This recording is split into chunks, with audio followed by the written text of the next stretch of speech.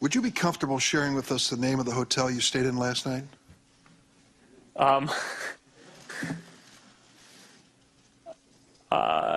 No. If you've messaged anybody this week, would you share with us the names of the people you've messaged? Senator, no, I would probably not choose to do that publicly here. I think that may be what this is all about. Everybody kind of understands. There's Facebook CEO Mark Zuckerberg at a loss for words while being grilled by lawmakers in Washington. The 33-year-old facing another round of questioning today as he tries to salvage the site's reputation in the wake of a massive privacy breach. Good morning, I'm Jeff MacArthur, and for more on this, we're joined now by branding expert Tony Chapman. And Tony, Zuckerberg, he looked a little rattled there.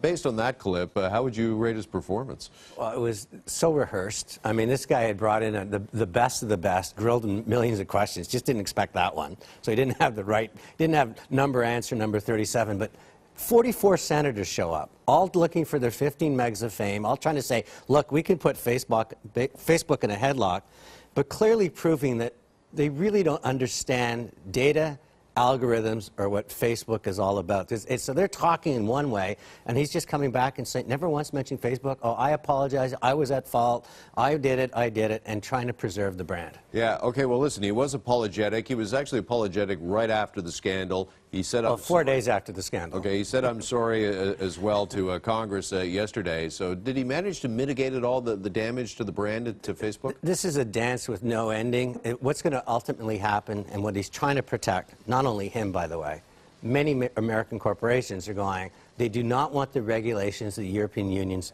bringing in on privacy.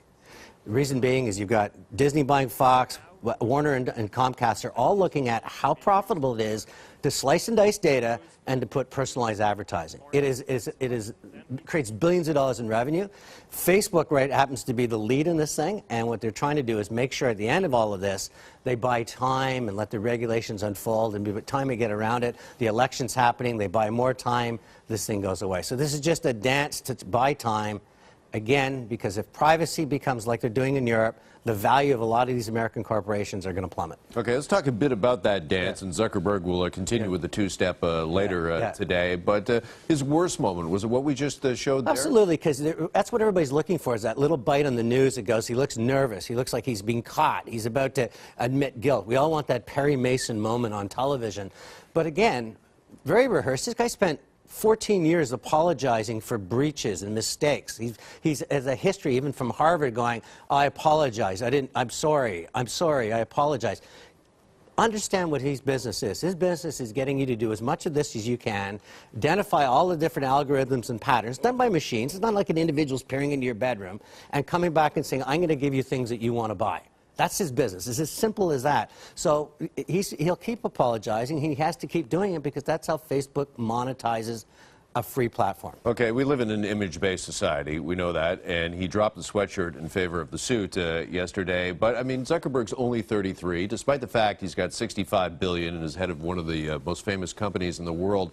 It really did look to, like, a lot of observers like he was getting schooled by his parents there. Absolutely, and I mean, why not play the awkward, and he's being beaten up by all these bullies. They're sitting down, they're always looking down, and they've got the glasses and stuff. You start feeling sorry for him. And I think this is, look at this, this is a carefully orchestrated event on both sides. The senators want to look like how strong, and we're going to put him to the mat. And he's just, I'm just a kid, man. I'm just, look, I'm sorry, I apologize. I'll do better next time. And what do? He goes after public sympathy. This is a genius mastermind of data, good or bad, depends on what side you're on. I happen to think most of the stuff Facebook does is pretty good. And he's playing this perfectly, rope-a-dope, if people watched that years ago. Sitting in the ropes, taking all the blows. I'm sorry, I apologize. Sorry, I apologize. That was a masterful performance, well orchestrated, well thought through. All right, Tony Chapman, appreciate the analysis. Always good to see you. Thanks. Thanks.